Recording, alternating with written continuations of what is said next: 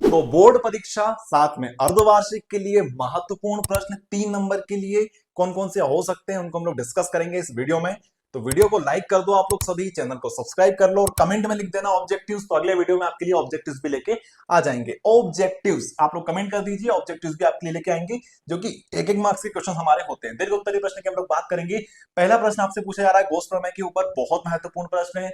दूसरा प्रश्न आपसे पूछा जा रहा है कि विद्युत विभव की गणना कीजिए, ठीक है। तीसरा प्रश्न आपसे पूछा जा रहा है कि संधारित्र की धारिता को प्रभावित करने वाले कारकों की व्याख्या कीजिए, महत्वपूर्ण है। चौथा प्रश्न आपसे पूछा जा रहा है कि बिंदु आवेश पर विभव शून्य हो जाता है, इसको आपको सिद्ध करना होगा। पढ़ लीजिएगा प्रश्न को और समझ लीजिएगा। इसके सॉल्यूशन हम लोग प्रोवाइड कर देंगे अगले वीडियो में, चिंता मत कीजिएगा। प्रश्न नंबर 5वां, गोल की संधारित्र की धारिता के लिए सूत्र स्थापित कीजिए, ये भी बहुत महत्वपूर्ण है। बात करते हैं छठे प्रश्न की, ओम का नियम लिखिए। साथ में ओम के नियम को आपको पता होना चाहिए। ओम का नियम प्रतिरोध और प्रभावित करने वाले कारकों की परिभाषित कीजिए, ठीक है। बात करते हैं सातवें प्रश्न की। यहां पे आपको रिलेशन बताना है, मतलब संबंध स्थापित करना है किस किस के बीच में, विद्युत वाहक बल के बीच में, विभवांतर के बीच में और वोल्ट के बीच में, सेल के आंतरिक प्रतिरोध के बीच में आपको बताना है। आठवां आपके लिए है किरचॉफ के नियम आपको बताने हैं, ठीक है, व्हीटस्टोन सेतु के हेतु। नवा प्रश्न आपके लिए न्यूमेरिकल है।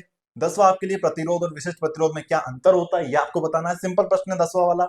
उसके बाद यार ये 11वां प्रश्न हमने स्किप कर दिया है, यहाँ पे हम लोग आप समझ लीजिए 11वां प्रश्न ही है, तो 11वां हमने स्किप कर दिया। तो 12वीं पे आ जाते हैं डायरेक्ट। फराडे के नियम आपको यहाँ पे बताना है। 13वां हम पूछेंगे कि भैया P A V is equal to V R M S into I R M S cos phi P average की यहाँ पे आपको गणना करनी है। इसका सॉल्यूशन बहुत इजी है, हमने ऑलरेडी करवा रखा है। अगर आप बुक में देखोगे तो टफ पढ़ने वाला है आपके लिए। एलसीआर सर्किट आपसे पूछा जा रहा है, एसी डायनेमो, ट्रांसफॉर्मर। फिर अंत में हमारे पास दो प्रश्न बचते हैं जो कि है किसी प्रिज्म के पदार्थ का अपवर्तांक ज्ञात करने के लिए व्यंजक ज्ञात कीजिए, इंपॉर्टेंट है। 18वां प्रश्न आपसे पूछा जा रहा है हाइजेंस की द्वितीय तरंगों के सिद्धांत की व्याख्या कीजिए।